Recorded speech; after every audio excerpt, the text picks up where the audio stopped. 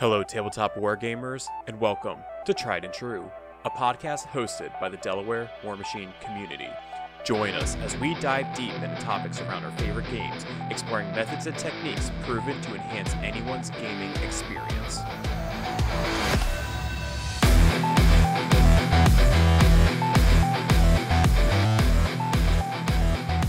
Hello, everybody, and welcome to the 17th episode of Tried and True. I am your host, Paul. I'm Dan. I'm Erica. Hi, I'm Andy. And this is the first time in a real long time that we've actually had everybody on for the first time. This is super exciting. It's like a little reunion. Yeah, it's a novel event indeed. We see each other all the time, Paul. Yeah, true. All right, well, hey, let's go ahead and thank a couple of people for making this happen. So thank you to More Than Dice, Gonzo, super awesome guy. He's been able to give us another platform to go share all the great news. Follow along the other podcasts out there. He has Minority Report, Boca Broadcast, War Dice as well. All great stuff. Also want to do a special shout out to Advanced Maneuvers. Tony, all the other guys over there have been like super awesome, super great. If you like what you're listening to, consider subscribing to our YouTube channel. Loads of battle reports and a lot of fun releases coming down the line. And if you really like what we come up with, feel free to take a look at us on Patreon. All of your support, all your little donations help us putting out good content going into Mark IV and all the other fun stuff. But we got to start off with some really, really fun stuff happening. So Erica, I think you should probably start this up because the channel direction is going to be changing a little bit, isn't it? So because our game that we love so much is evolving, so must tried and true. So we are beginning to transition from primarily Mark III channel into Mark IV. So if you haven't checked out the YouTube channel already, we do have a poll that's out and we're basically asking, hey, what kind of content do our viewers want to see? And right now it's Mark IV, baby. So you're going to see as we're moving into this new edition of the game, some of our release schedule is going to be a little wonky going into the fall, but we are definitely planning on putting together a how-to play Mark IV because I know we have a bunch of returning players and veteran players and brand new players, actually a lot of new folks coming to the game. So we want to offer a resource for those players. Our gaming group, Delaware War Machine, is working on some pretty cool 3D elevated terrain. We're finally going to get the train yard online, so we kind of split it up among all the gamers, so everybody's painting that up. Yeah, so I'm excited to be able to get that on film and play on it.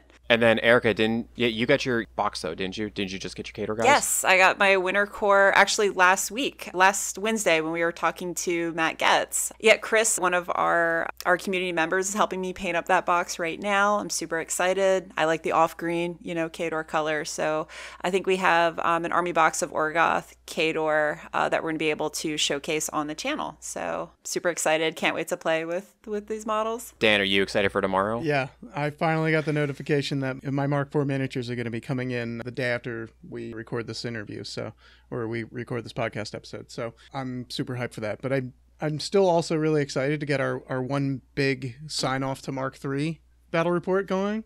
Do you want to spoil that, Erica, or would that be more Andy at that point? Yeah, let's get Andy. Andy, what do we got going on? What are you bringing, Dan? I'm going to bring Strakov and as many Colossals as I can fit into a list. We three kings will meet you. We're just going to throw down with a bunch of big stuff before the edition ends. It's going to be great. Maybe that big old kaiju fight in there. It's going to be great. The Pacific Rim Battle Report. Reset the clock. So with that, I'm upset that I wasn't able to hit it, but Erica, Andy, Dan, do you want to go ahead and give a quick update on the Sussy Scuff? How did that went? Sure. So Andy and I we TO'd the event along with the Maryland War Machine. So kind of just a quick synopsis. So our meta is a little less than a year old now. Maryland started up around the same time. We're like, hey, if we're still kicking it in a year, wouldn't it be cool if we do like some store dojo showdown between Delaware and Maryland and do it Susquehanna Scuffle because we're on the Susquehanna River, right? We're on the north side, they're on the south side. So we really kind of put it together as a celebration of our metas growing over the year, which was really cool. And we posted the event. It sold out in 24 hours. And we had a store we had the Delaware store, Maryland store. We had a store from PA and a store from Virginia all come throw down. So it was a lot of fun. When organizing tournaments, I think it's really important to, identify your audience. And we had a bunch of new players. We made it a team event to kind of entice some of our other newer players who haven't played in a steamroller before. So we teamed up one veteran player with two junior new players. And for a lot of folks that came, this was their very first steamroller. And it was a lot of fun. received really well. We had some awesome prize support. I don't know if anyone's, if you had a chance to take a look at the music video yet, but the prize table kept getting more insane as the day went on. Like, people were like, I had this in my car, I have that in my car. And one of our players, Anthony, who's brand new, walked away with like the entire Kador faction. So it was a lot of fun. Yeah, this was the biggest event that we've run so far. It was 3-man teams. Everyone was really, really welcoming and patient with us running it, because we're still getting our legs under us with the larger events and stuff like that. Most of our experience is like 12-man steamrollers. So here's hoping we make it bigger next year. Yeah, so I was just going to say just one more thing to kind of end on that is, with our metas, trying to promote the community, because a lot of people who were in the store who were checking us out, helping us vote for Best Painted Model, they had played in Mark II and left. And a lot of it had to do with like the community was super hyper competitive, and the word toxicity, toxic kind of gotten thrown around. So we're really trying to promote that community first, game second, and that's really starting to invite more people back into the fold, especially our casual players. You know what brought more people that had nothing to do with War Machine than anything else? Just the painting competition. Just a lot of really pretty models painted up, and everyone voting on just which one won the painting competition.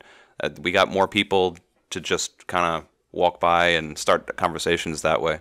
I was going to say is like looking at the painting models, it was between, I saw Jimmy's Colossal, and then there was the Mountain King. Oh my gosh, they're just so good. I still voted for Loki.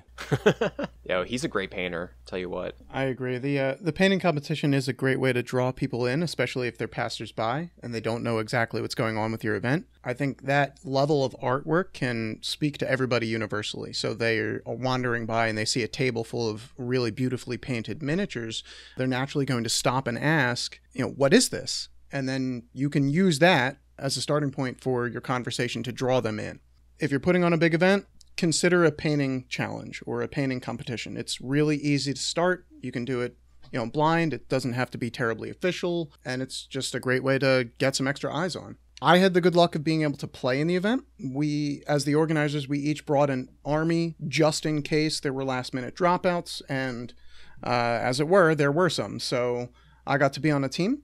And I brought some rather casual lists for the event. I put that list with the 3 Colossals on the table once or twice, and I also brought a list with over 36 Iron Fang miniatures, and it was great.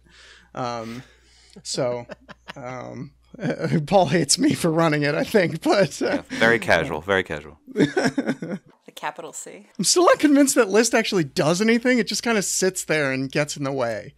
You get armor 26 for a turn, it's great. And then you walk through Scathers and you just die. It's wonderful. That's right. So with that, though, and then how about all the new Merc models that dropped? So the time of the recording is September 14th, and they ended up having all the different Merc models. I'm telling you, the Iris model that they just released, I was so excited for that. It didn't fit my headcanon. I was like, Iris the Soul Hunter, would have been. But you know what? Her with Voas, I'm like, I love it even more. Yeah, give her a big sword. Yeah, no, it's great. And then she also has her little crossbow as well. I cannot wait to play Dusk, and I can't wait to put her on the table. She's going to be so much fun. Get to add her to my pile of irises. The models that were showcased, I really like the Doom Reaver chick, Prisoner Numbers. She looks really cool. I like the idea of a Doom Reaver warrior model that hasn't been drawn insane by this Orgoth weapon. So I think her story is gonna be really interesting. And yeah, she's a cool model. Like all the sculpts are awesome, but like the women, the female models are like on point. They look great. Oh yeah, that Alexia model, her cloak looks really cool. Yeah, I can't wait to get more details on Alexia. They mentioned something about her refilling units, which I think is going to be really cool and compelling with the new changes for Mark IV. Excited to see that interaction and what it's capable of offering an army. But Erica, what's the under-over on Prisoner 102822 actually being Zerkova with that facial scar there? I don't think so. I'm gonna say no. New character? I think the dreadlocks makes it. I think it's gonna be a new character. All the Doom Reavers have dreadlocks. Do they? Yep. Oh, I didn't know that. Oh, you learned something new. Yeah, the man fields 30 at a time. He'll know. I still have 8 painted units and 1 more full unit of girls. I agree. The female managers from Privateer Press are some of my favorites because you can always count on them being like, actual characters and not just an excuse to put chicks in chainmail. So I always love that. a bit of class that Privateer Press brings to the table, honestly. Oh, hell yeah. Some of my favorite models are the Trollkin Raiders, because it's the ladies throwing bombs. I'm always going to go back to my Mage Hunter Assassin, like just such a powerful looking model that I put on the table. I love her so much. And then she decapitates a Legion Heavy. That feels pretty good. Don't remind me, please. And then what about the last big bit of news? So Tony over at Advanced Maneuvers, he ended up talking with organizers over at PAX, and there's going to be a Mark IV tournament, PAX Unplugged. We're currently planning it right now, but that's the goal moving forward. So we're looking forward to doing a 50-point prime competition, and it's not going to be like, I don't want to say like super cutthroat competitive. It's more so like, let's see what our models do now kind of event. And I think it'd be great. We get the opportunity to go showcase all the new stuff. We get some pretty tables, show off all the new rules, and just be able to go and converse. The event, from talking with Tony, it's going to be supported by Privateer Press to include prize support from both the company and the venue. Shout out to Craig and company over at Warjacks. They are also sending us some really cool prize support to be able to use at the event. So thank you so much, guys. It's a big help. All right. Well, with all that out of the way, for those that probably went to go and take a look at the title, A Chat with Matt Wilson. Oh, an awesome opportunity presented itself. Couldn't say no to it. And, without further ado, we're going to get into the actual meat of this episode today. So I want to just take a moment and introduce Matt Wilson onto the show for the first time on Tried and True. Hi, everybody. Hi, Matt. Welcome to Tried and True. Thank you. Thank you very much. Thanks for having me. Speaking of Privateer Press. Exactly, right? So with that, Matt, you were talking, like you emailed me because I emailed you about the interview, and then you got back to me about the print farm. How has this whole process been with, getting your feet wet with the 3D printing? I mean, every day is a new learning experience with it, just like it has been in the past when we got into production for the first time. When we first released War Machine back in 2003, at the time everything was outsourced, and we didn't have any plans to actually start a factory and produce ourselves. But the launch of the game went much better than we expected, and we quickly outpaced what the vendors that we were working with could produce for us. And so we found ourselves about 3 months into it needing to expand into our own production. And so we jumped in head first, and it's the same sort of thing, except I'd say this time it's a little more arcane than the old style that we were working with back 20 years ago. But we also have a lot more experience when it comes to just production in general. And we're not new to 3D printing. We've been using 3D printers as part of our production process for at least a decade to create masters and prototypes for the molds that we would then produce metal or resin miniatures from. So that side of things, we have a real good handle on it. But it is different when you scale that up to dozens and dozens of printers. We're running about 46 printers right now, and our capacity is high, but it turns out that demand has been even higher than expected. And so we're working as fast as we can to deliver all those preview battle groups that were sold during Gen Con. It was an overwhelming amount of orders that came in a very short period of time. And it's proven to be, even a little more overwhelming than we had originally anticipated. So we're working through those, and we're getting close to being caught up. But it's also, we've learned a lot of things along the way. That was our first major production run. And I would say the way the process looks right now compared to what it looked like before Gen Con when we were producing the battle groups that we took there, it's evolved very, very quickly.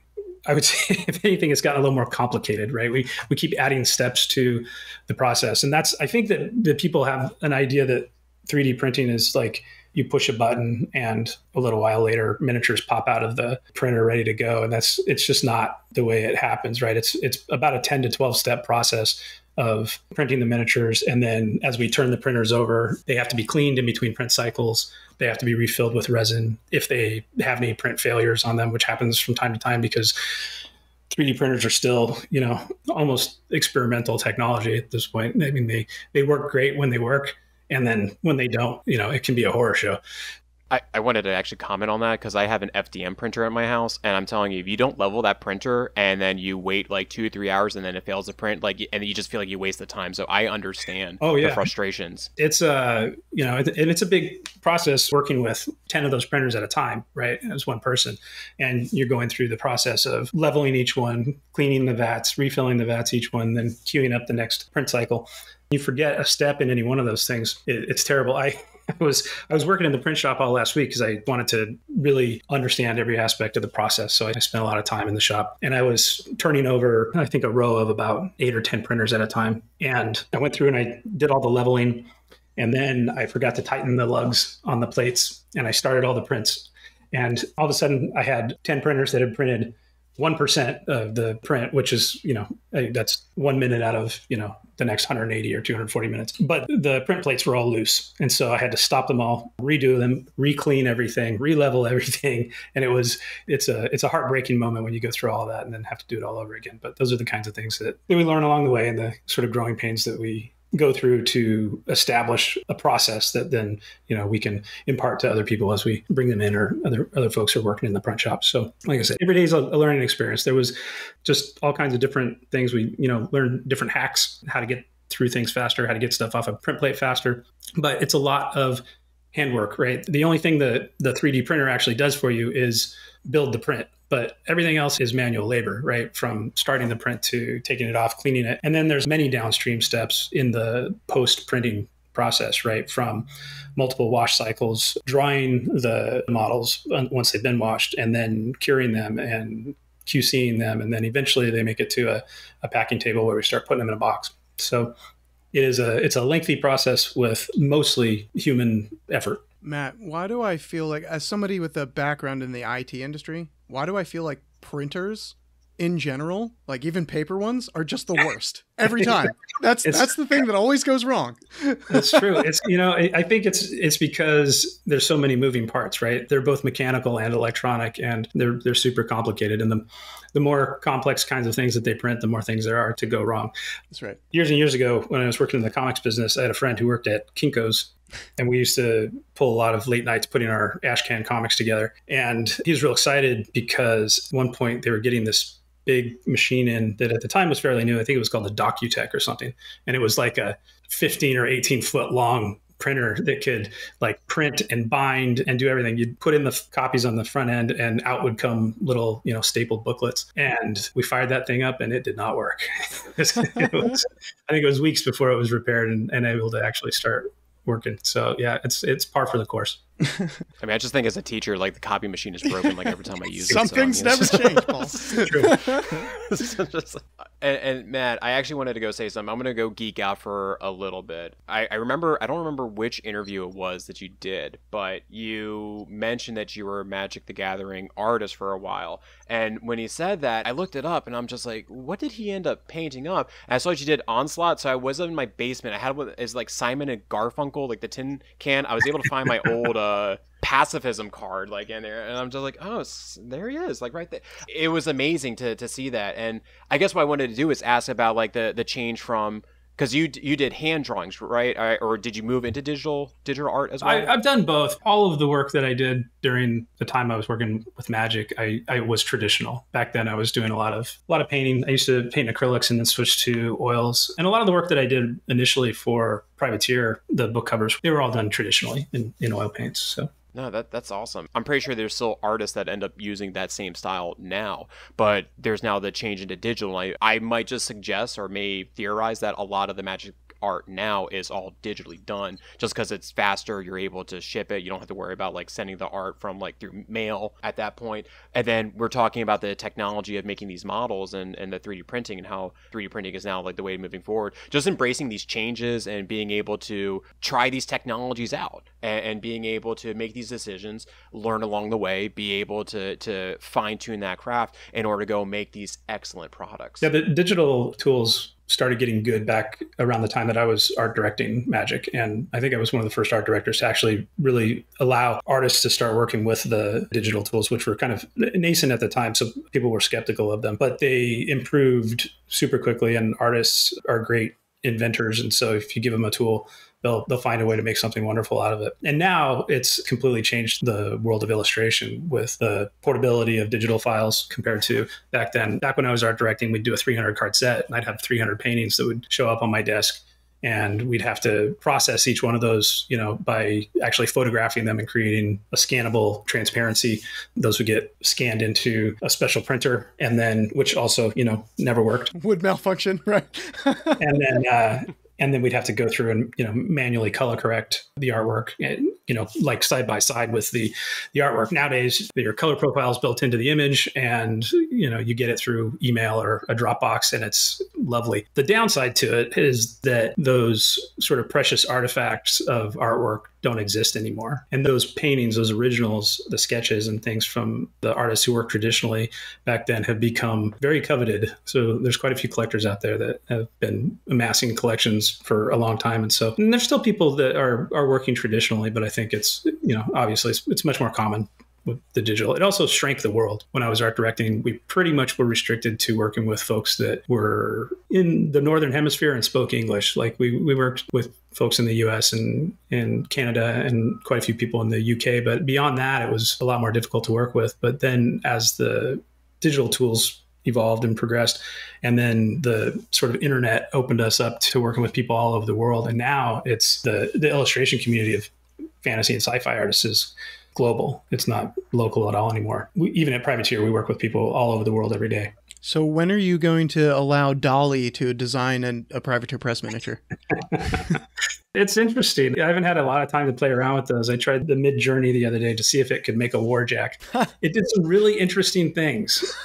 And you could see it was pulling up reference that I think I typed in Signar or Warjack, War Machine or something like that, just to kind of see what it might possibly do. And what came up didn't resemble a Warjack in any way, but it had little beats that you see in the Warjack designs. It had the right colors for Signar. I think Jack kind of throws it off because it usually had a human face. Oh my gosh. Really bizarre looking. So as an illustrator, as an artist, I'm sort of amazed and horrified and frightened. It's real uncanny valley.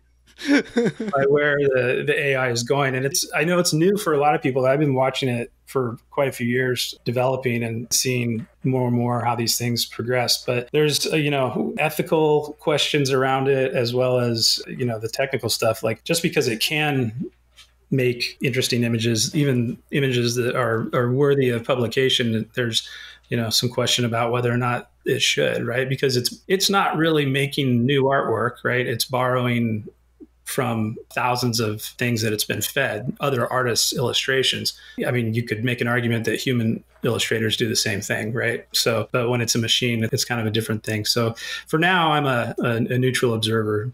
I'm going to try and stay amused and be less scared, but you don't know where it's going to go. Well, Matt, we have a handful of questions we wanted to ask you this evening. So we have things to ask about, like conventions, specifically your position in general. I know me personally, when I did the original round of interviews, I'm like, can we get Matt Wilson? And Mike's like, he's busy. It's hard to get that. So, I mean, these were just questions that I had specifically about that. And I guess like the development of Mark IV, and I guess what you're looking forward to later on. So I'd love to give the opportunity for, one of the other co-hosts to go ahead and ask one of the questions from our conventions. Sure. I'll take this one.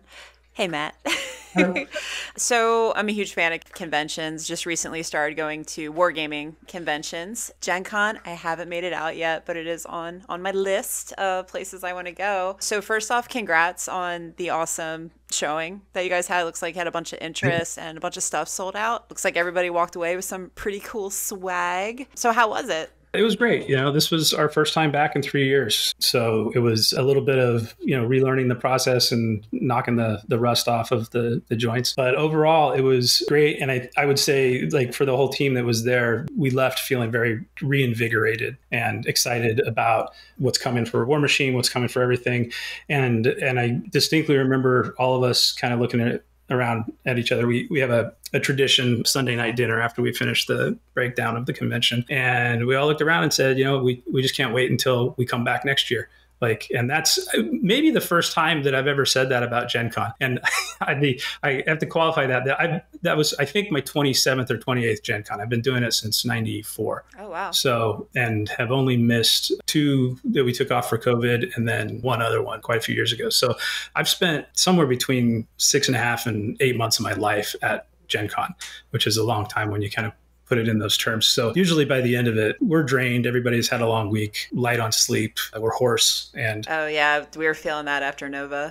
The last thing that we want to think about is coming back next year, but it was different this year. It was exciting. So it was great to see people that we hadn't seen in a long time. Great to see all the enthusiasm for the Mark IV announcement and, the entire weekend, we had people coming up saying, I can't wait to jump back into the game. So overall, it was definitely invigorating. That's awesome. So with Warfare Weekend coming up in November, what events are you looking forward to having there in St. Louis? Well, the big one for us is that we're finally going to wrap up the Iron Gauntlet that has been sort of on pause since COVID happened. So that was originally supposed to culminate at Lock and Load. And with us on hiatus right now, we thought Warfare Weekend would be a great place to finish that up and not have that hanging anymore. So that's the big one that we're looking forward to. Nice. And then are there any other conventions going out to the end of the year that Privateer Press is looking forward to? Well, it's before Warfare Weekend, but we are sending a couple of staff to the WTC this year. So, which will be the first time that awesome. Privateers actually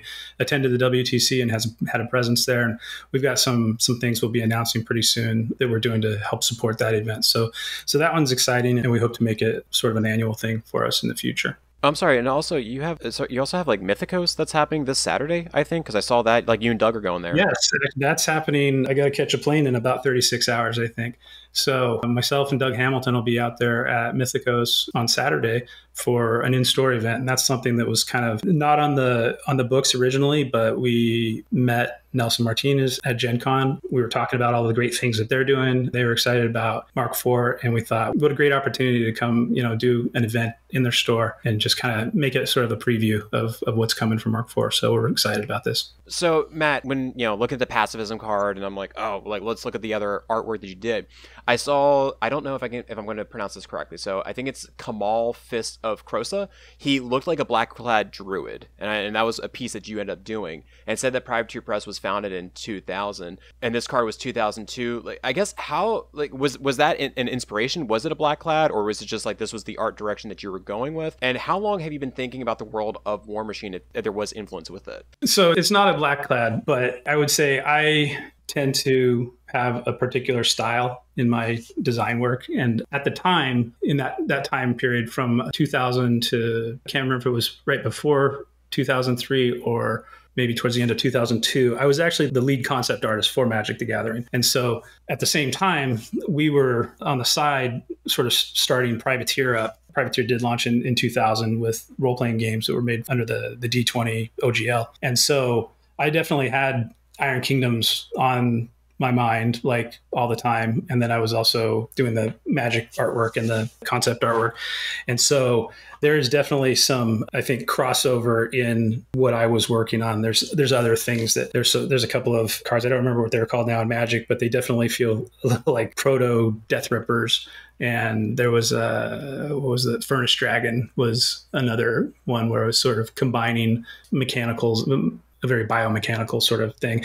That it also was the case, if I remember right. It's been a long time, and I'm going to look really old. But at the time, the world that we were working on for Magic was very biomechanical. Like there was a lot of living machine kinds of things going on, like organic things with metal under the skin, and not exactly what we were exploring in the Iron Kingdoms, but enough crossover that I think that my own sense of design sort of definitely like bled over into the Magic work. All right, so I guess more of a business style question. So your title, Matt Wilson, Chief Creative Officer. Can you describe like what your role is and how you delegate different tasks and what kind of influences that has? How much time do we have? All the time in the world, man. It's, I mean, in a nutshell, I kind of am involved in just about every aspect of the company. Up until recently, I tended to stay out of production. But as I said last week, I spent most of my time actually up to my elbows in resin. So, I work with development, I work with graphic design, marketing, social media, everything, every aspect of what we do. I'm in some way involved. I'm not allowed to touch money. That's the one like no fly zone. I manage to spend a lot of it, but I always have to ask permission. So for the most part, I try and as the chief creative officer, my job is to try and make sure that what we're creating is cohesive, and feels like everything kind of goes together. The rules that we make, the models that we create, the stories that we're telling, they need to all feel like they're part of the same world, the same vision. And so I don't these days really get to do a lot of hands-on stuff. Every once in a while, I'll do some concept artwork for a miniature. Usually, though, I'm pinch hitting in that case. More I work in a directorial capacity, working with the artists to produce the work, working with the writers to produce the stories. So very much at the sort of director level, but not doing the actual work that you will see in the final product. So from the earliest concept art and whatnot, and all the way through to, Doug Sculpt and stuff. Doug and many others, I'm sure. He gave us a lot of insight, honestly, about how that process goes. If he hands you a model whose flavor isn't quite right compared to where you want it to be, like, how does that interaction go? Do it again, Doug. Well, Doug will tell you. I mean, not my handing you a model, but, showing you a sculpt of some kind. Yeah, again, I try not to get too involved in the individual management of projects unless it's something that I'm specifically directing. In the case of the model development process or the design process, usually, at the point that it gets into a sculptor's hands, we have a piece of concept artwork that's been worked out. And what we're looking for from the sculptor is for the sculpt to as accurately portray that artwork as possible. With that said, there's sort of a filter process that sculptors go through in order to take a piece of two-dimensional artwork and interpret that into something that's going to actually work in 3D. And so we make, allowances for that. Or I should say we've developed a process for that. Ron Cruzy, our sculpting director, is fantastic at being able to interpret things or reinterpret them so that they manufacture correctly. If you took one of our miniatures that's, at 30 millimeter scale and you blew it up to life size, it would look completely out of proportion, right? The head would look like a giant melon. It would look thick and stumpy. The details would feel geometric and whatnot. But that's what has to be done in order to create a miniature that has details and reads properly at that scale. And it's interesting and it's confusing. And even after doing it for 20 years, I would say my eye for it is not nearly as refined as, say, Ron's, this is what he does every day. And he makes sure that the miniatures that we get from the sculptors are going to look awesome when they're produced at actual size. My part in that process is sometimes to add a second set of eyes. And especially when we're working with new designs, stuff that Doug Hamilton has been working on, for instance, are the new Dusk models. And it's a completely new sort of aesthetic for us. And so it's something that we're kind of moving into and learning how to best interpret it and learning how these new shapes and new designs work that we're putting into these models. And so as another set of eyes and with an art background, right, I can look at that stuff and just offer my own creative feedback where we can adjust to get closer to the vision that the concept artist has set, or what we need to be able to produce a great miniature. Yeah, certainly partially science, partially art. Very much. With the Mark IV stuff coming up, everything we've seen, especially specifically the Warjacks, to me, everything's a little bit sleeker. It's less stompy, less very bulky hinge joints going on. Even Kador, the Direwolf, dare I say, looks sleek. Great Bear is awesome. More aerodynamic. Yeah.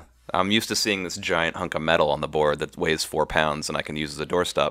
I'm assuming that's going to be sort of, this is the showing the time skip kind of thing. Yeah, somewhat, definitely. The setting is evolving. The technology is advancing a little bit, and I think we're reflecting that in the art style. I feel like the Great Bear is still a pretty chunky boy. He's fabulous. I love him. And the Direwolf, right, was meant to be their faster, lighter, heavy, and so it's great that sort of comes through in the design. The Storm Legion Warjacks definitely are a step forward. In fact, to the point that we've sort of grown beyond the steam-powered miniature combat moniker, right? Because these guys are all electric. So I would say, it's all by design, but also just an evolution of the craft as well. The Warjacks that I designed 20 years ago were a lot simpler in the design approach, and the concepts that we're creating today have more detail in them. They're more realized. The designs are more complex. And part of that is because we can actually realize that level of complexity because of digital sculpting, where, 20 years ago, everything was made with green plumber's putty. And it was hard to get that same level of detail.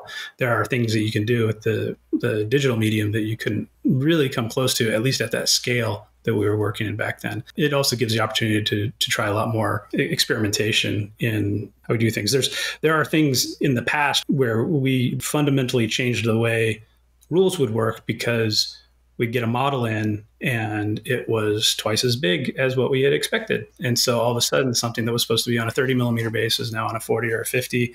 And it's like, well, that doesn't, that looks a lot stronger than what it was meant to be, but we would be up against a timeline. And of course, the payment of the sculpt. And it was like, well, we can spend another couple of months and try and get it right, or we can change the easy thing that we can change, right? And that's like, the rules. Now with the digital sculpting, there's a lot more precision, and, we can dial those things in that we couldn't as well before. I was just going to mention with that, Matt. So I was at the store, we're looking at the Winter Core models, the Gen Con box that I got, and we're like mesmerized by the detail in like the little area, especially like the backs of the jacks and like their armpit area. It's like, they look really cool. The mace has holes and gaps and stuff. Yeah, and those, I would say, wait till you see the other stuff. Like, there are some things coming that are really exciting because of what we can do with the 3D printing and how we can use that negative space that is a lot more difficult to do when you're creating models in effectively a two-part mold, whether it's in metal or cast resin or even, plastic. Everything still has to get sandwiched, and you can create elaborate and complicated things, but they are elaborate and complicated to put together, where with the 3D printing, there's some neat things that you can do that were not practical or possible before. Matt, I'm watching you glance down every so often when you talk about the new things coming up, and my mind just keeps going, what is on his desk that he's got printed out that he's staring at? It's just a tyrant here that keeps me company during the day. That's awesome. It's a old prototype before we had the magnets on there, but I've got lots of little things that I'm looking. Yeah, I guess that's a sort of a subconscious thing. Every time I'm talking about models, I'm looking down at the models that we made. So, well, I'll tell you, for my part, when the new edition comes in, I think I'm going to be taking a few choice miniatures from the display case and moving them to my work desk upstairs so they can keep me company too. Nice. But, speaking of Mark IV, I had the pleasure of doing a short interview with one of the playtesters, and that got the gears turning up in my head. And I had a few questions that we'd like to ask you about, less of a physical item or miniature perspective, and more of how things, how your role in the creative aspect of the function of the game goes. And, how does the world building factor into rules that we might see on character cards and things like that. But to start us off, I just want to take a look at the broad strokes. This preview of rules that we've seen for Mark IV really feels like it has a greatest hits of a lot of different things that we've seen in the past, and some things pulled in from Warcaster as well. But mostly speaking, it feels like there were a couple of key design goals that were trying to be met with a project like this when you're rolling into this new edition. And forgive me if I'm, putting words in your mouth, but to me it seemed like you guys were trying to hit on making the gameplay, smoother and faster, and probably most importantly, more transparent or more clear to the opponents that are facing each other on the table. There should be less gotchas, and there should be less unpredictability when it comes to what I am facing on the battlefield. I was wondering if you could help us unpack the different strategies or goals that you were going for from a creative perspective with Mark IV. I think you kind of summarized most of it right there. We went in with a few key goals. One was to streamline the rules to accelerate gameplay, because we know time is precious for everybody, and it's definitely not fashionable right now in tabletop gaming to have, long games that are going to, take a full evening or a weekend, right? Back in my day, when I was a player, a game took 2 days. We would set up the table on, Saturday morning, play through the day till late at night, and I'd come back the next day and we'd hopefully finish the game by dinner time. And that was what we enjoyed. Like, it was an event. But as things have evolved far past my sort of prehistoric gamer days, it's much more in vogue to have a faster game, one that you can, have a large event with multiple rounds in a reasonable period of time, where people aren't having to camp out. So that was definitely a goal. And I think we achieved that as a step for sure. Another one was just reducing cognitive load on players. There's a lot of, these types of games can be very complicated. War Machine is a complex game. It's, the fundamentals are easy enough to learn, but the rules interactions, when you get into the individual abilities of models or the weapons on those models, those are things that even though they may work, it can be a lot to parse, right? And, it's not our goal to have people just sit there constantly read text over and over again to try and understand something. So trying to simplify things and reduce that cognitive load was part of it. And that's also serves the speed of the game as well, right? If you have to spend less time thinking about the rules, then you spend more time playing. And so we sort of adjusted, we made some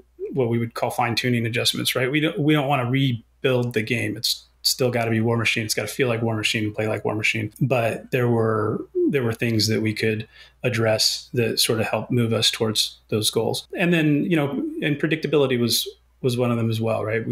I don't think that anybody wants to play a game where you look down at what your opponent has brought and think that you know whether or not you're going to win or lose. And so injecting a little bit of that more into the game, beyond just what the dice bring us was part of that. And none of these things were what we thought were big problems before, but it's an evolution of the game. Every new edition needs to evolve in some fashion. And I think that, over, from the first edition to the remix that we introduced, have partway through it, and then Mark II, Mark III, it's what we've done is just try and learn from, all the feedback and what we observe over the lifetime of an edition and try and make a better version of it. And I think, this is, as each one has been, right? This is the best version of War Machine that there has been. Well, Mark III so far was the best version that I'd ever played. So I'm damn well excited for this one too. And, thanks for unpacking all those extra details for us. I just want to dig a slightly little bit deeper into kind of the process on the speed of gameplay. Currently, the community is kind of gravitated towards 75 points, which runs on a 2-hour death clock, each player having 60 minutes. Did you take a look at that 2-hour mark and say, that's just too much? We want to target 90 minutes between two players.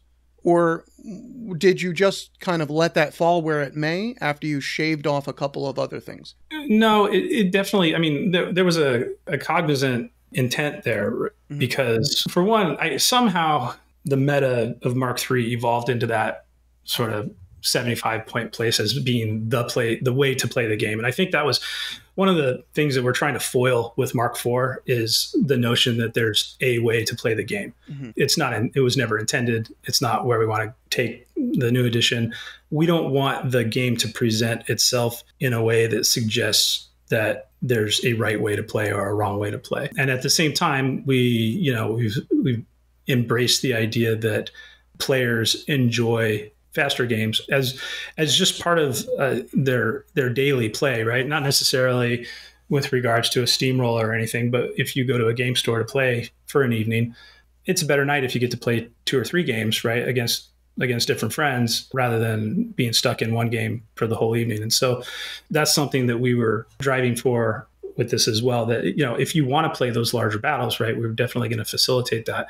We also are really going to reinforce the smaller gameplay so that you've got choices, right? And they are meaningfully different experiences as well, right? If you play a 30-point game or a 50-point game, you may not have as many options of models that you can put on the table, right?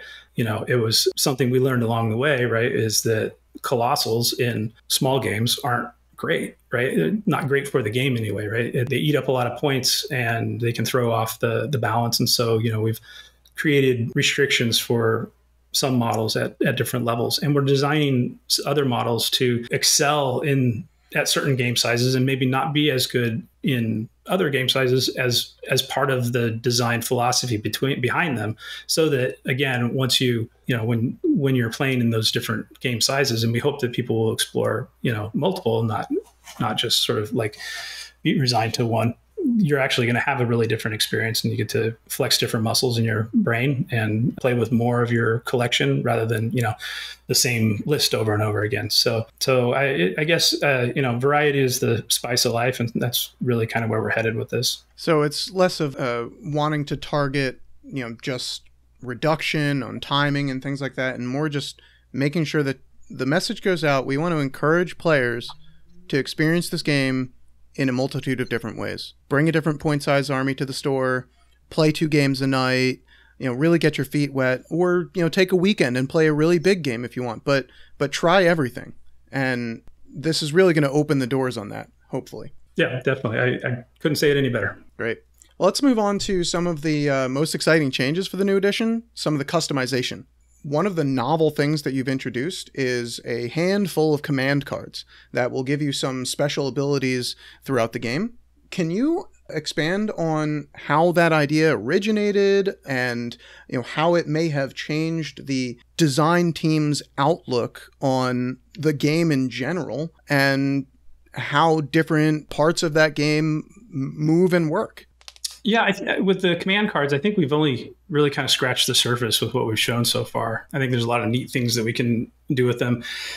Part of the idea behind the command cards is that's an area of unpredictability, right? Like, even though you may know what your opponent has, you don't necessarily know what they're going to bring in terms of the command cards. And those command cards, the way they interact with the models, can fundamentally change how your army plays.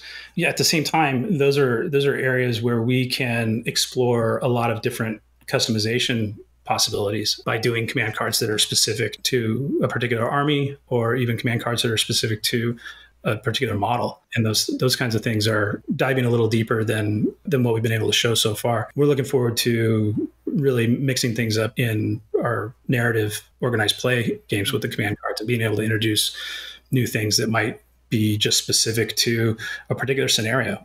That sounds cool. So it gives us some new tools to work with in design. Again, creates a little bit of that unpredictability. And at the same time, it allowed us to achieve a little bit more of that streamlining or simplification that we were looking forward to by shaving some rules off of models that we could then sort of transfer to those command cards and still get the kinds of effects that make an army thematically interesting. Yeah, I like that it lends itself to that air of unpredictability that you mentioned that's kind of designed to be in the game. As Andy will tell you, he hates playing his Maenoth army and when there's a million forests on the table and he doesn't have Pathfinder, but I'd wager that Protectorate looks a heck of a lot different when they can leverage a card that gives them Pathfinder where and when they need it. So that definitely gives you a chance as a player to dig those games out that maybe in Mark III would have been a non-starter for you. So I'm excited to see that impact on the table. We know that Warjacks are also going to be customizable in Mark IV. Currently, with the preview boxes and everything that we've seen with the starter boxes, that'll be the first couple ones off the production line. We're looking at what seems to be kind of a standard 8 arms per Warjack sort of thing. How many iterations did it take to go through, like, do we want to give them 6 arms or 10 arms, or, like, this must have been a sweet spot that you arrived at after a couple different kinds of tests. Can you tell us what, in theory or at a high level, that process kind of looked like or felt like to you? Well, it has to take into account a number of different things, right? One of them is making sure that we provide enough variation that you can create interesting combinations. And we have to also make sure that each Warjack has, an across the board, like, covers all of the different sort of options that you're going to want for a Warjack, whether it's, a melee weapon or a long range weapon or something that produces an area effect. And I think probably the hardest part in that was working out the combinations so that, between the left and right arms, and making sure that we weren't producing possible combinations that were either redundant or not useful, or that were, too much. And then the other side of it is the physical production of them, which is, we could put in a whole bunch more arms, and we certainly have the ideas for them. But at a certain point, it becomes each one of those pieces that goes into the kit is going to be an increase in price.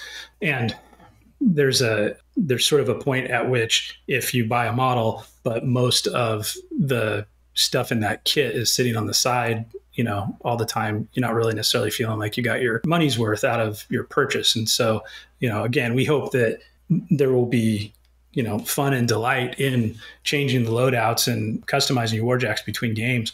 But also we want to make sure that we didn't put in, weight it too much towards the options and not enough towards, what the actual model is that you're playing with. And that's always been a consideration with any of the kits that we've done in the past, where you had the options to create, one of multiple possibilities in the kit. Is like, we don't want there to be a lot of waste. But in the past, the kits, whether they were hard plastic kits or resin kits, if they came with optional pieces, the conceit there was that whatever wasn't used was probably going to end up in your bits piles, right? Like it wasn't necessarily going to get used unless you're, an experienced or hardcore hobbyist and you did want to try and drill things out and add magnets or whatnot. And so what we did this time was we took this opportunity to engineer the warjacks with the specific purpose of being able to change out those arms so that you do get to use all of them, right? You don't end up with a bunch of waste.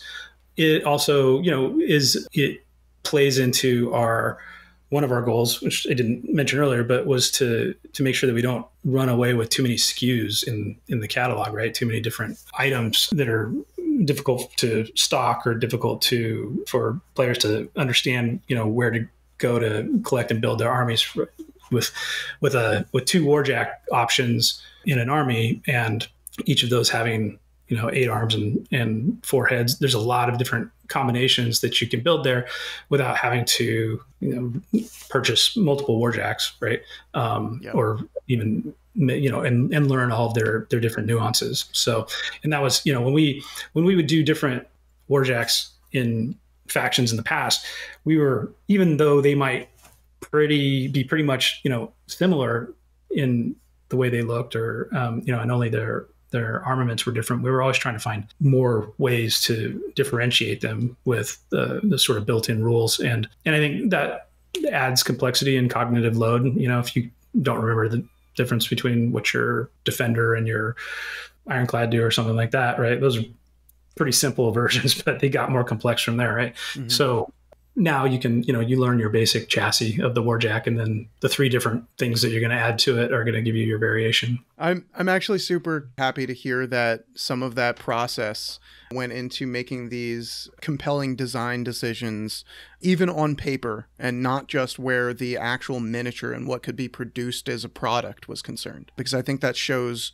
really good eye for the longevity of the game and the rules that you guys are putting out. So, props for building that into your design from the ground up here in Mark IV. To bring us home on the development of Mark IV, a lot of things have been announced recently. The smoke has cleared a little bit, and we're now seeing initial 3 Mark IV Prime factions or army boxes that will be coming out come from the nation of Kador, the overseas raiders of Orgoth, and the Signarin nation as well. We're going to be polishing off those first 3 with the introduction of Dusk a little bit later. And this question does in part come from some of our community members as well. There was some talk about, a brand new edition of War Machine is coming out. What are the main 4 factions going to look like? And I think there was a lot of surprise that the first 4 boxes we saw were not going to be, Kador, Protectorate of Maenoth, Crix, and Signar. How did you guys come to the decision of which different military forces to launch this edition with? Well, part of it was knowing up front where we were going with Orgoth. I mean, we knew back when we launched Mark III that when we got around to Mark IV that we would be introducing the Orgoth. And a lot of that is based in the storyline, right? So we wanted to wrap up the Infernal storyline in the 3rd edition, and then basically create a new sort of world-shaking event, and that was going to be based around the Orgoth. So they were already going to take up 1 slot of however many armies or factions that we launched with. We also wanted to kind of split the difference between familiar and new, and the last part of that I think is really trying to make sure that we've balanced out the offerings in their flavors, right? We want them to be distinct. Khador and Signar have always been sort of mainstays of the setting, and we felt like there was still places that we could go with them. Signar was a place where we could show a lot of evolution in terms of the technology, where Khador is a place that we could show a lot of evolution, I think, culturally. And as the sort of storyline plays out, you'll get to see more of that. But I'm gonna say longer beards. well, it's still Khador, for the motherland, but it's a bit more there. They feel more like the evolution of tradition for me, rather than the evolution of technology. Somewhat. I mean, we've done some interesting things with Khador where they've eradicated the Grey Lords, right? That's a change in tradition. Yeah, their approach to military is a bit different, a lot less specialist roles and a lot more of sort of an everyman kind of thing, where you can be a soldier, but you could also jump into a new man of war suit, right? And without necessarily having to be bolted in there and boiled alive. It's sort of everything is sort of being designed around this sort of common soldier idea. But then also, as you'll see in the storyline with them, it's not Khador hellbent on conquest anymore. It's Khador trying to save their bacon, as the Orgoth invade, and they're really being put on their back foot. And for the first time in, I think in our storyline ever, we're seeing them as sort of the underdogs. And it's a neat place to explore with Khador, where we can still have everything that was interesting about Khador before, but now we get to look at them through a different lens.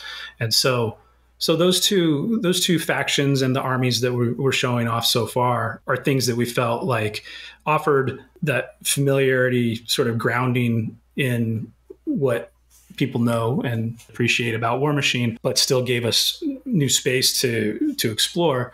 And then on the other side, we knew the Orgoth were coming in, and that would be something new. And Dusk sort of rounded it out. And there was a lot of discussion back and forth on, do we go with Crix or some form of Crix? Because Crix is still part of the storyline, right? Like, all of the factions, well, unless they've, met an untimely end, they're in some way still part of the setting. They may or may not end up with armies in the next few years, but they are present in some fashion, and we've got our eyes on all of them. Some of them are evolving beyond, what their previous faction was. And that's sort of, the Dusk is not retribution, but it's an evolution of the Iosian people. It has a lot of their culture still present there. And you'll see, like, when we finally start showing off the House Callus designs, you'll see the influence that retribution design had, but you'll also see that it's a really wildly different sort of thing, and has a flavor unto itself. And so once we sort of locked in with those armies as our first four, and four has always felt sort of like the right number for us to go out with, because we can give, four distinctly different flavors there, kind of, all the food groups, and try and appeal to, as much of the community as possible. And that's a harder thing to do now, after years and years of a dozen to 15 different factions and sub factions within factions and things. People have sort of locked in their own sort of preference, and we can't cover all the bases at one time. It will take another 20 years to be able to produce that many new variants, right, on things. But we wanted to try and like hit the big beats, and then and we've got more stuff that we're queuing up right now. We're getting into the design of the next two Warlock led armies, and those are going to be exciting and both have familiar elements as well as things that we haven't done before, and we're excited to get into those. So, and then some of it, at the end of the day, is we're led by our creativity and what we're inspired by, and that's when we get excited about a particular direction, a particular army, that's usually the direction that we go. It's not, we didn't decide on armies based on, market research or user data, right? Like these aren't engineered by an algorithm that tells us what's going to be most marketable. It's all, by gut and interest and excitement. And usually, like, when we're throwing ideas around the table, if everybody sort of sparks to, let's do Gothic cyber elves, right? Like that's a terrible way to describe them. But It's canon now. It's yeah. I'm gonna regret that. Maybe you could bleep it. But it's because that's not what they are. But they do have that more alien or advanced technology that we saw with Retribution. They definitely have a gothic vibe, and I think they're lovely. But it's just one of those things when we can kind of like start jamming on that stuff and everybody goes, yeah, that sounds good. Like, let's go in that direction. Then we feel like we've got something, and we lock it in. And that's how most of our creative decision is made, is really like, what are we excited to work on? It rarely, if ever, is it to necessarily like cater to a specific market need, if you will. It's really like we hope that if we think it's cool enough that we're going to spend the next several years of our lives, our time and effort into it.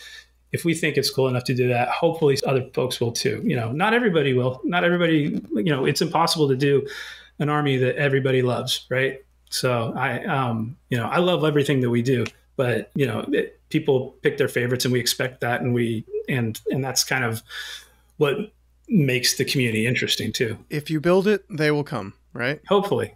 It's no guarantee. And speaking of building it, I'm going to leave you with one more on this line of questioning. If you had to make a snap decision, you're building one of the two new armies, Orgoth or Dusk, for Matt Wilson's money, what is he most excited to put about on the table? I'm going to go with Orgoth right now because I can. That's all I need. Orgoth it is. All right. Thanks. Okay, hey Matt. So let's talk a little bit about some of the current practices and looking forward. We have one of our players, Pete. He loves doing kit bashing things. He loves to grab a bunch of different pieces and make some really funky looking models out of it. With 3D printing, because you mentioned it earlier, will like the individual's parts be available? Like that individual parts store be able to be available? And is it easier to make that happen with the 3D printing, or are you still not too sure about that? It's not necessarily any easier. In some ways, it could be. It's a discussion that we're having right now as to whether or not we want to get back to individual parts sales. We got to a point with it in the past where maintaining 10,000 plus parts is quite a bit, and the challenge that it presents is if we have something that is available to order, but we don't have it in a bin on the shelf, right? Then we got to make that part. And that is extremely inefficient for production. Our conversation right now is there a way for us to address that with the 3D printing process that makes it a little bit easier? And possibly it is, but it also means that we have to have a means to group parts orders, if that makes any sense, because it doesn't make any sense for us to devote an entire print cycle to a single part.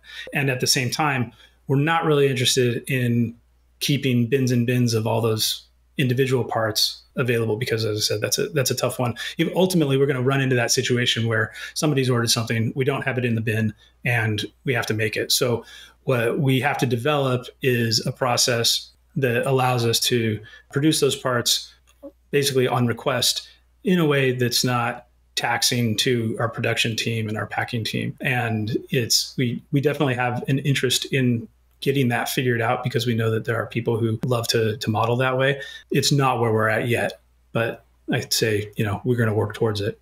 Speaking of new 3D elements, so in a separate interview, if I'm remembering correctly, you alluded to the possibility of new 3D terrain designed by Privateer Press. Is that a possibility in the future? It's a possibility, definitely. It's something that we're actively exploring. It's sort of taking a backseat to getting the armies produced, but it is something that we want to do, yes. So we're all about organized play. So we, especially for new metas or for new players coming in, Escalation League, etc. So looking at the calendar, it looks like that the end of February is when we're going to have store and club organized play. Will Privateer Press be sharing other organized play events that will help draw new players or more players into the hobby? Definitely, yeah. We've got quite a few things that we want to do that'll fall into that organized play bucket. So in fact, we just sent out our December solicitations, and we had a special retailer bundle there for the first journeyman kit. So we're hoping to have those going early in the year, and then we'll move into things like leagues and one-off events, and we've got all kinds of things that we want to do. That's awesome. That's awesome. So with the organized play, will that information be available via the War Machine app, or is there another location that our event organizers would need to pull that information from? I think that for the forthcoming few months, it's probably something that will be available through our website or mailing lists. We'll send that information out. Ultimately, we want to use the War Machine app for as much of our content as possible. And if it makes sense, and I think it will, right, to have that type of information in the app, we will.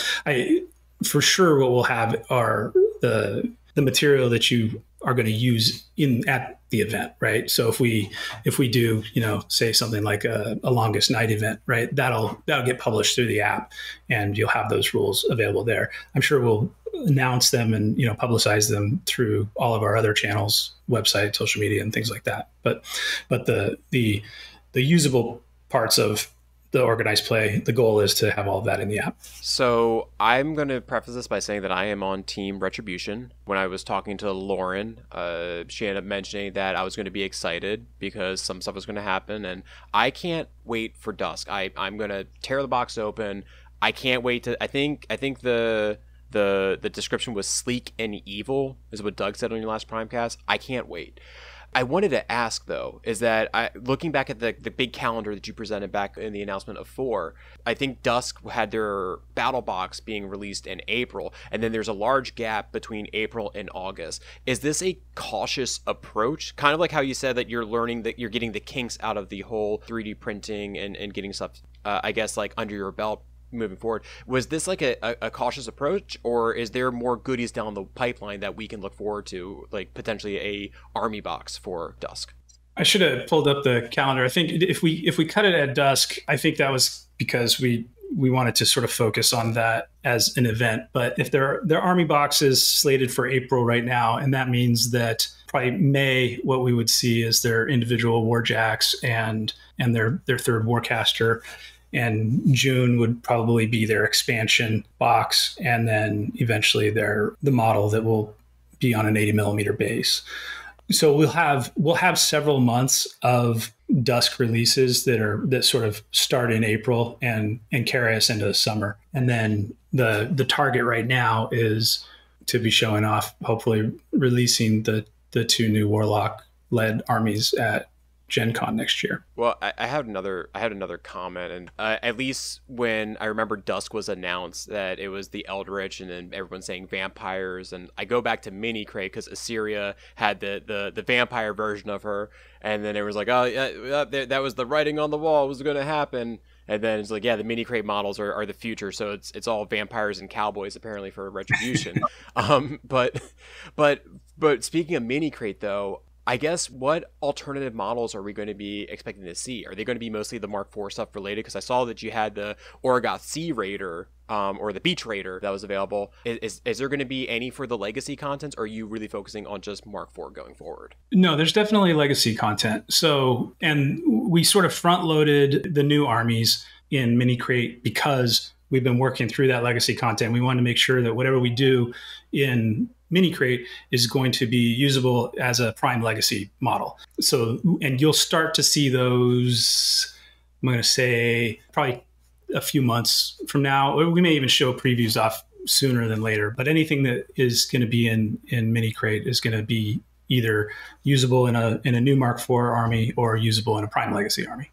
I think we might have touched on this at the beginning of the interview based on one of the comments you said about upcoming events and some things that you're excited for. You mentioned Iron Gauntlet, and I know it's been a few years for myself as well, but if my recollection of that event style is what it once was, I think this is the type of format that has multiple parts to it, right? Or is that a different format from the past? At some point you had to convert from one size army to another size army and include other things. I think there was like a Mark II format. At one point, you had to go from 50 points to 75 points and use all the stuff you had at 50 points. I don't know if I can answer the question, to be honest. I think you're right. I think if I remember right, and it's been a long time, I think that Iron Gauntlet was played at 75 points, but I think they went up to 100 points for the final round. That was it. Yeah. So, and that was our sort of the showcase game that we would dream. So like in that avenue, and you can answer it or not, but in that avenue, I like that sort of thing. That is a challenge mid-game that players can rise to. And I think that's really cool. With the new 50, 75, 100, with all of the new formats that we are, burgeoning on here, has there been any discussion of trying to reintroduce that sort of challenge to some of your, not all, but some of your competitive events? 100%. Yeah. The idea of a sort of escalation format is something that I've actually wanted to introduce for a long time. There's practical reasons for it, right? Which is that, in a large format tournament, we can get through the smaller game size rounds faster, right? Get more rounds into the game. I personally do think that it makes for a fun challenge, right? And again, sort of addresses that goal of making sure that the game isn't solvable, right? Because you've got these different levels that you're going to be playing at. Your army's going to change from round to round, and that was one of the things that I did like about the Iron Gauntlet format, right? Was that we had that sort of big showcase game, but it's just one round, right? And so we can sort of like at that point, we're down to the last two players, and everybody's watching to see how it's going to go, and we can watch a 2-hour game unfold. But we don't, you don't really want to run 2-hour rounds, right? It's a long time. So yes, I mean that's definitely something that we're going to be exploring and more in the future. For next year, what we're probably going to be more focused on than anything are the 50-point games, and there's a necessary reason for that, which is that early on, not everybody's going to have 100 points to play with, right? Or 75 points. You're going to get your core army starter, which is a little bit more than 50 points, but depending on how you load your jacks out and, which command cards you take and things like that. But it's meant to give you a good selection of things that you could build a variety of 50-point forces from. But it'll be a couple months down the road after that before the expansions come out that would even let you step up to more, unless you were to buy multiple starters, which isn't really what we're expecting. We're not designing the sort of release format to support that. Our hope is, people will sort of collect a full army, so you have all the different options. But then, if you want to build out one style of infantry more than other or something like that, maybe you add to that. But because of this is, the first year of all these new armies, right? It's going to take a while for people to collect those forces up to the higher game levels. And so that's why I think we're going to probably be sort of stuck on 50 points here for the next year. And then once we get into the second year of Mark IV, that's when we'll start to see larger games. That's awesome. Thanks for that insight. So I'm a huge lore nerd. The No Quarter magazines, the Insiders. I really enjoyed the small novellas. Big credit to Oren Gray and that Faithless book for cementing my love of the different Menite cultures. Now that everything's it seems to be, you're kind of enveloping all the lore dumps in your app. How did that decision come about where you wanted to say, I'm going to build armies, I'm going to have lore? How did that decision to say, we can do this all in a single app? It just sort of was, I think, where we evolved to over time, and the idea of having sort of a centralized repository of all of the information and content that we'd be putting out, making it accessible to folks, and embracing everything that's possible in the digital medium, right? From the way we manage the game and updates to the way we can deliver content. And as I haven't thought about the sort of decision-making process behind it in a while, but I'd say it really was just sort of after years of producing, content over a variety of platforms and mediums, kind of coalescing it all, gathering it all into one place sort of made sense. And some of that may have been just also in the back of my head, thinking about the sort of challenges one might have right now if you were to try and like track down lore that had appeared in different books or publications and whatnot. And we have always been lore nerds ourselves, right? I mean, we love creating it, and we've sort of done it a little spastically, right? Like where, sometimes the storyline appears in the magazine, other times it's part of a novel or it's part of a game book. And there's not there hasn't been a structured roadmap for it. So, if you were somebody who followed it from the beginning, then you've probably digested a lot of stuff over time. But if you're trying to jump into it right now, then it's a lot more difficult. So that was, again, one of our goals with Mark IV was to create a new entry point into the setting where you don't have to know the last 20 years of fiction that we've created in order to understand the world and the state of the setting right now, or the events that are going to play out. But because of the app and sort of making the decision to make that our content delivery place, if you jump into the game 3 years from now, right, you'll be able to go back and access that content in one place, and there will be more structure to how it's organized and archived, and you won't necessarily have to, go on eBay and try and track down a 22-year-old book. So yeah, as someone who fiddles with War Room way too much, I think your app is going to get a lot of use on my phone, unfortunately. Fortunately or unfortunately, depending on your outlook, I guess. Quick, Matt, are you going to be republishing some of the old stuff in the new app? You know what? Honestly, I hadn't even considered it yet. So I'm going to put a big old maybe on that, since that maybe is something that we should think about. I'm not sure. I guess if it makes sense, it's a lot of that older stuff is archived away. And if we did dive back into it, it may or may not be relevant at this point. I'm not sure. All right. Well, we actually that was what was that? That was like, almost an hour and a half worth of information in there. That's been great. Matt, I have to say, this has been a fantastic time to go and talk about everything, about talking all the resources, the development of where Privateer Press is going. Again, I as I said before we got started, if you were to tell me that this was happening like half a year ago, I'd be like, nah, you're full of it. So this has been an amazing experience. So I just wanted to thank you so much for coming onto the show, and ask if you had any closing remarks that you wanted to have. Boy, that question always throws me. Everybody asks, what's on your mind? And I never am quite sure what to say, especially because we cover so much territory. If I start in on something new, I'll probably talk too long on it. We're all just hoping for spoilers. Yeah, dusk, please, dusk.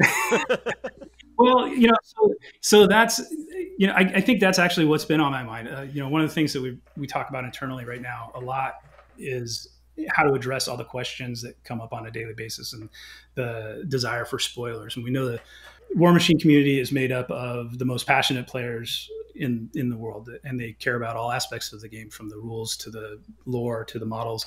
But with thousands of people making up this community, the questions get generated a lot faster than we can necessarily come up with answers for them. And it's something to remember that we're just a few people making these products. It's not like we've got teams on every aspect of it. It's the same folks doing all of it, and we're doing the best we can. We're moving as fast as we can, but it takes time for us to cook all this stuff up. And a lot of times the questions that are being asked about things, we haven't gotten to those ourselves yet. We're some months, some of these things we've been thinking about for years, but other things are new. But we know that there's a lot of burning questions about what's going to be in the Prime Legacy armies, or the cadres that we've been talking about a lot lately. But those legacy conversions are a work in progress, and they will be for the next year and beyond. So if we haven't published something yet, then we probably don't have that information to provide yet, but as soon as we do, we're going to make it available. We're not holding anything back just to hold it back. We just have a lot of development to do. And on top of that, a lot of other things that go along with the new editions. So, we love everybody's enthusiasm. We appreciate your patience, and we will get to everything when we can. That's awesome. All right. And then with that, we'll go ahead and do closing remarks. So Dan? Well, if Paul's shocked that he gets to have an interview with Matt Wilson, I'm equally shocked that we are here today, having been roped in to do only 6 episodes and a finite podcast, yet here we are. But Matt, as you just said, I want to thank you for all of the transparency that you bring to the table and all of the goodwill that you've shown the community. You certainly recognize that you have a group of diehard fans here. I'm happy to count myself as one of them. And so it's been awesome getting to put a face to the name finally. So thanks for joining us. I really enjoyed this opportunity. Thank you very much. Thanks for having us on the show. And Matt, yeah, again, on behalf of Tried and True and Delaware War Machine, thank you so much for sharing your time and answering our questions and giving us a lot of really good insight. Starting next year, man, I've been playing your game for 20 years. I first picked it up in high school back in the early 2000s, and it's still my favorite. It's a fabulous time. The new models that are coming out they're really high quality. It's, some of the weird stuff you read online, I ain't seeing it in what I got. Everything is chef's kiss. It's good stuff. So yeah, just keep making good games, and thanks for being on the show.